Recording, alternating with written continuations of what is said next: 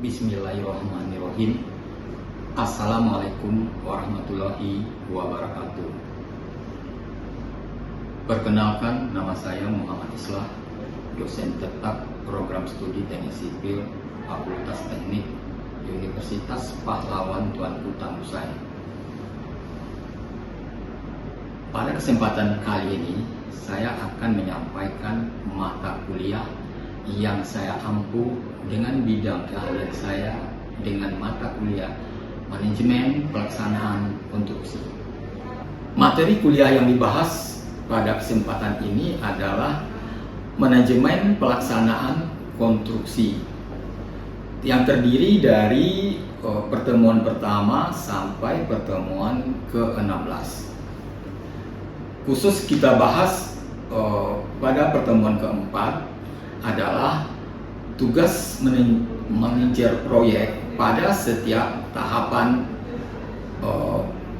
konstruksi proyek. Kemampuan akhir yang diharapkan atau sub CPNK-nya adalah mahasiswa mampu memahami definisi dan karakteristik proyek, tahapan-tahapan proyek, dan struktur proyek konstruksi. Indikatornya, mahasiswa dapat menyebutkan definisi dan karakteristik tahapan-tahapan dan struktur proyek konstruksi. Mahasiswa bekerja dalam tim kelompok dengan baik.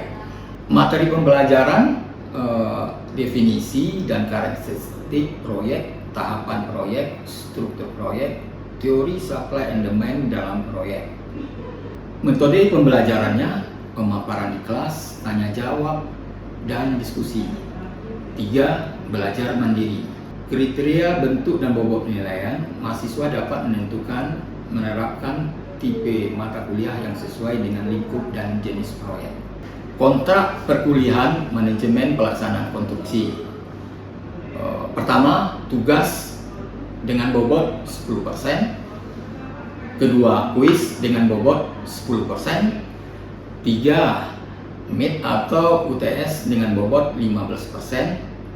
4. UAS dengan bobot 15%. 5. Partisipatif aktif dengan bobot 20%. 6. Proyek dengan bobot 30%. Jadi jumlah total seluruhnya 100%. Untuk mendukung penjelasan saya sebelumnya, selanjutnya silakan menyimak video berikut ini. Bismillahirrahmanirrahim. Assalamualaikum warahmatullahi wabarakatuh. Waalaikumsalam warahmatullahi wabarakatuh. Sebelum kita memulai pelajaran hari ini, terlebih dahulu kita berdoa. Berdoa mulai.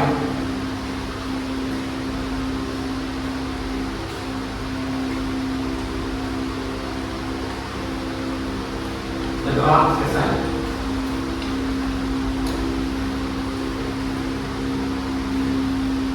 Seperti kita ketahui, pelajaran kita minggu yang lalu yaitu tentang organisasi proyek. Apakah mahasiswa-mahasiswi semuanya sudah mengerti tentang organisasi proyek? Sudah. Baiklah, sekarang kita masuk ke materi selanjutnya, yaitu tugas seorang manajer berdasarkan tahap-tahapan dalam suatu proyek. Materi kita hari ini adalah tentang tugas manajer proyek pada setiap tahapan proyek. Pertama, tugasnya adalah tahap inisiasi, yaitu tahap membangun landasan proyek. Kedua, tahap perencanaan. Dalam hal ini, manajer proyek bertugas menyusun rencana aksi. Keempat, tahap pelaksanaan. Dalam hal ini, proyek sudah mulai berjalan. Keempat, tahap pengendalian. Memastikan proyek tersebut berjalan sesuai dengan jalurnya. Dan kelima adalah tahap penutupan. Jadi dalam hal ini merampungkan proyek. Kita masuk ke tahap inisiasi. Terdiri dari dua. Pertama, identifikasi tujuan proyek. Yang kedua, analisis pemangku kepentingan. Identifikasi tujuan proyek adalah pastikan tujuan proyek selaras dengan sasaran strategi organisasi. Kedua, analisis pemangku kepentingan. Identifikasi dan libatkan semua pemangku kepentingan yang relevan. Sekarang masuk ke tahap perencanaan. Manajer proyek diharapkan menyusun pertama jadwal proyek, kedua anggaran proyek, penanggulangan proyek, ketiga manajemen risiko. Pada tahap ini manajer proyek menjadwalkan proyek misalnya dengan diagram batang bisa, diagram garis juga bisa, dan yang sering umum dilakukan pada proyek jalan diagram kurva S. Jadi pada tahap ini manajer proyek sudah menyusun diagram kurva S. Di kurva S tersebut kita menentukan rencana dan realisasi. Jadi rencana ini minggu per minggu. Jadi dengan kurva S ini bisa memantau kemajuan atau keterlambatan proyek tersebut. Itu kalau kita misalnya proyek jalan. Kalau proyek gedung biasanya dipakai Microsoft Project. Masalahnya kalau gedung kan lebih banyak lagi item bekerja.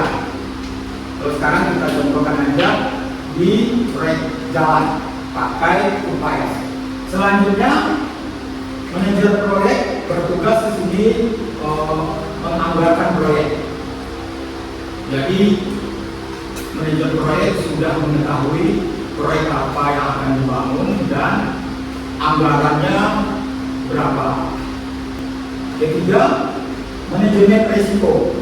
Jadi manajer proyek mengidentifikasi potensi risiko yang dapat mempengaruhi proyek. Dalam hal ini mengembangkan mitigasi risiko. Itu ada tiga tahap dalam perencanaan. Selanjutnya masuk ke tahap pelaksanaan menggerakkan proyek. Pertama, koordinasi tim. Kedua, komunikasi yang efektif. Dan ketiga, pemantauan kemajuan. Koordinasi tim ini maksudnya manajer proyek bisa mendelegasikan tugas kepada anggota tim sesuai dengan keterampilan dan keahliannya masing-masing. Itu pertama, koordinasi tim. Kedua, komunikasi efektif. Dengan adanya komunikasi efektif, maka suatu proyek tersebut bisa berjalan sesuai dengan rencana. Jadi manajer proyek selalu berkomunikasi dengan anggotanya di lapangan. Jadi kalau komunikasi ini tidak jalan, maka penyampaian informasi dari manajer ini ke bawahannya bisa tidak sesuai, dan akibatnya salah persepsi nanti pada anggotanya.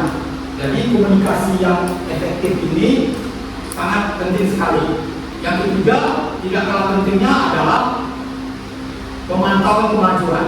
Jadi manajer proyek selalu memantau keadaan di lapangan. Apakah pekerjaan tersebut sesuai dengan schedule atau kurva S atau tidak. Jadi manajer proyek selalu setiap minggu memantau pekerjaan. Misalnya kalau pekerjaan tersebut tersebut di minggu pertama dalam rencana 5,5% misalnya. Terus realisasinya 2,3%. Nah, kalau begitu gimana? Terjadi keterlambatan atau plus? Keterlambatan, Pak. Keterlambatan. Iya, Pak. Ya.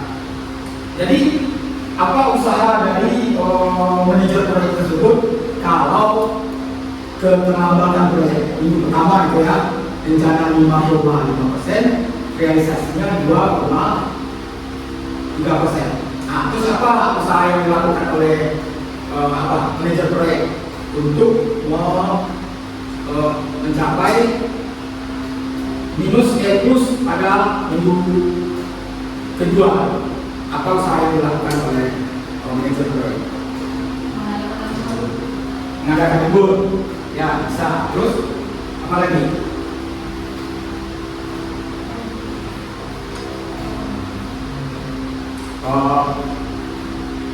Menambah anggota ya, bisa juga ya, menambah anggota kerja. Jadi diharapkan minggu selanjutnya bisa yang tadi minus bisa jadi plus. Itulah gunanya kurva S untuk memantau kemajuan pekerja minggu ke minggu. Sampai di sini sudah paham atau belum? Paham. Oke. Ya, kita lanjut ya.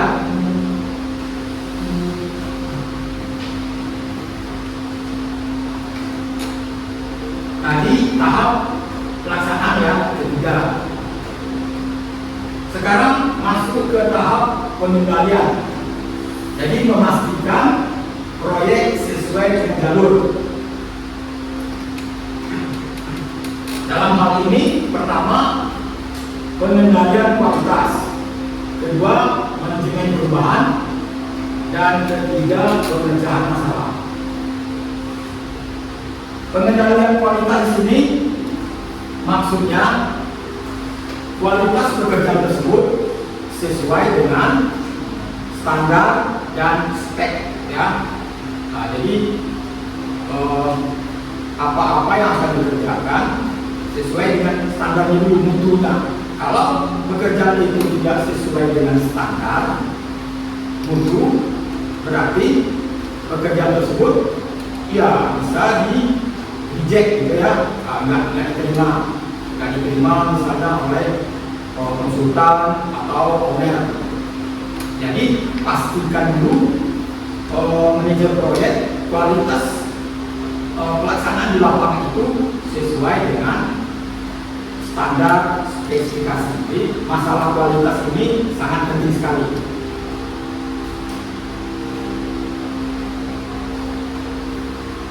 Kedua, manajemen perubahan. Jadi kelola perubahan dengan hati-hati, evaluasi dampak perubahan terhadap jadwal dan anggaran. Dan di sini manajer proyek juga pemecahan masalah. Misalnya masalah mutu tadi. Kalau mutu material yang tidak sesuai, maka itu manajer proyek harus mencari solusinya.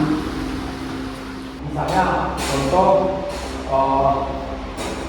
pada pekerjaan desk misalnya ya, desk.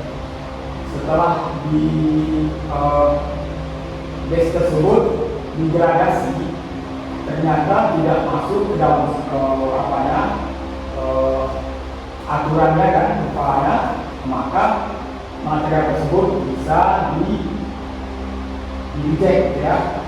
Terus kalau uji kuat tekan, kita di sini kuat tekannya misalnya FS FC 20. Terus setelah diuji di laboratorium tidak bisa mencapai FS FC 20, maka maka itu akan menjadi evaluasi. Oke, selanjutnya ke tahap kelima, tahap penutupan. Jadi dalam hal ini merampungkan proyek. Kalau tahap penutupan ini gimana? Apakah proyek tersebut sudah masih berjalan atau sudah selesai ke tahap terakhir ini? Ke tahap penutupan sudah selesai. Jadi kalau sudah selesai, maka yang perlu dari kontraktor atau manajer proyek pertama menyerahkan hasil pekerjaannya ya, menyerahkan hasil pekerjaan, terus dokumentasi proyek, dan ketiga evaluasi proyek. Jadi penyerahan hasil pekerjaan ini, misalnya kuantitas dan kualitas dari proyek tersebut tercapai.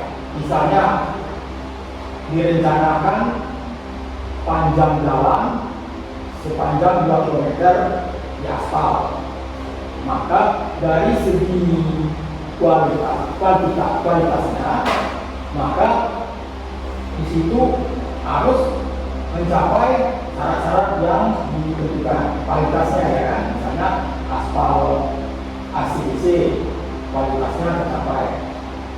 Dan kalau dari segi kuantitasnya, tadi panjang proyek 2 kilo, maka dapatnya juga harus 2 kilo, tidak boleh kurang. Kalau lebih, nggak masalah. Terus masalah yang penting sekali juga dokumentasi. Jadi dokumentasi di sini setiap misalnya STA ya, sampai STA ya, STA 050 pada tahap tersebut, misalnya nih pengaspalan di situ, dari titik tersebut harus kita ambil fotonya 0%. Terus nanti di 50% diambil lagi di titik tersebut. STA tadi 50 ya, ambil lagi foto 50%. Dan terakhir 100%, maka diambil lagi fotonya di situ 100%. Jadi fotonya itu dokumentasi harus sesuai. Misalnya kalau kita ambil dokumentasi di STA 10, nanti di STA 50%. Dan di STA 2 kilo misalnya diambil lagi 100%. Kalau kayak gitu gimana? Apakah itu sesuai dengan ketentuannya atau gimana? Mana? Ya? Tidak, karena tidak sesuai kebenaran, pengambilan fotonya tidak pada satu titik. Seharusnya dilakukan pada titik yang sama. Misalnya STA 50% di situ juga, dan 50% pada titik yang sama, dan 100% pada titik yang sama. Itu baru pengambilan dokumentasi sesuai dengan ketentuannya. Ini yang ketiga, evaluasi proyek. Kalau di situ bisa kita evaluasi apakah proyek tersebut berhasil atau tidak. Jadi kalau proyek tersebut kuantitas dan kualitasnya sesuai dengan disarankan, maka proyek tersebut berhasil. Tapi kalau tidak, kuantitasnya nggak sampai, misalnya panjang tadi 2 kilo dan hasilnya misalnya 1,9 kilo, itu tidak tercapai. Dan juga kualitasnya apakah sesuai dengan yang disarankan atau tidak. Nah, ini masuk kita ke keterampilan utama manajer proyek. Tentu pertamanya kepemimpinan manajer proyek. Dia mampu menginspirasi dan memotivasi tim. Kedua, komunikasi, mampu menyampaikan informasi dengan jelas dan efektif. Ketiga, pemecahan masalah.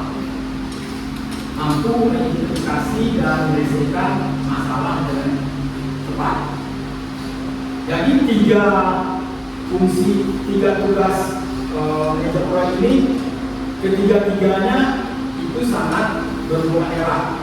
Kalau dia kepemimpinannya tidak kompetensi, maka alamat proyek tersebut akan gagal. Yang tidak kalah pentingnya komunikasi. Kalau komunikasi lancar antara manajer proyek dengan pelaksana di lapangan, maka apa yang menjadi informasi tersebut akan sesuai. Nah, terus yang ketiga, pemecahan masalah. Kalau terjadi permasalahan di proyek, kalau di proyek pasti ada masalah, nggak mungkin tidak ada. Nah, jadi manajer proyek bisa mengatasi, memecahkan persoalan tadi dengan cepat. Ini alat dan teknik manajemen proyek, bisa pakai perangkat manajemen proyek, diagram Gantt dan juga metodologi Engel. Terakhir, kesimpulan, untuk menjadi manajer proyek yang sukses adalah sangat penting dalam memastikan keberhasilan proyek. Dengan pemahaman yang mendalam tentang tugas dan tanggung jawabnya di setiap tahap, serta keterampilan dari manajer tersebut, maka proyek tersebut akan sesuai dengan yang diharapkan. Sampai di sini, ada yang bertanya? Silakan. Ya, Misbah, silakan.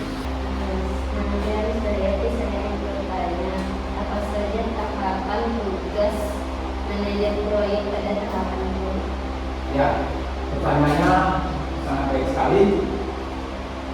Seperti sudah dijelaskan tadi ya, tahapan-tahapan dari tugas manajer proyek. Pertama, tahap inisiasi, membangun landasan proyek.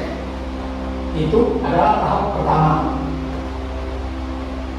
Tahap selanjutnya masuk ke tahap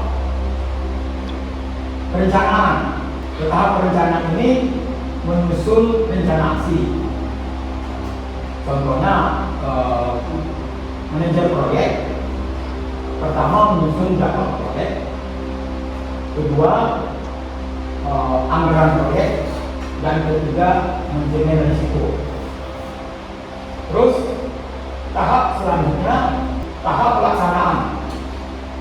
Di sini manajer proyek harus mengkoordinasi timnya, kedua komunikasi yang efektif, dan ketiga pemantauan kemajuan. Ini tahap yang keempat, tahap yang sangat krusial sekali adalah pengendalian proyek. Jadi di sini memastikan bahwa proyek tersebut berjalan dengan lancar. Terus hal yang harus diperhatikan di sini adalah pengendalian kualitas pertama ya, kedua manajemen perubahan, ketiga pemecahan masalah, dan terakhir adalah tahap penutupan, merampungkan proyek. Terus ya gimana? Isbah atas jawabannya? Ya, oke. Selanjutnya pertanyaan kedua. Ya, silakan. Saya Putra Altarisya ingin bertanya, apakah keberhasilan suatu proyek konstruksi tergantung pada manajer proyek saja? Oke, pertanyaan juga bagus. Keberhasilan suatu proyek itu tidak tergantung kepada manajer proyek saja, tetapi manajer proyek memegang peranan yang sangat penting atas keberhasilan suatu proyek. Suatu proyek tersebut, keberhasilan suatu proyek tersebut itu adalah kerja tim. Ada timnya dari kontraktor sendiri ya, itu manajer proyek dan beserta anggotanya. Terus dari konsultan juga ada anggotanya, dan ketiga dari owner yang bekerja, misalnya dalam hal ini pihak PU. Jadi kolaborasi antara ketiga pihak tersebut sangat erat sekali. sekali. Nggak bisa kita bekerja satu pihak aja, nggak bisa. Jadi keberhasilan suatu proyek tersebut tidak tergantung kepada manajer sendiri, manajer proyek aja ya. Jadi ketiga unsur tersebut saling berkaitan untuk mencapai keberhasilan suatu proyek. Ya, gimana kita? Ya, oke. Ada lagi pertanyaannya? Ayo Pak. Ya, silakan. Saya Saudara Feni bertanya, apa saja keterampilan utama manajer proyek?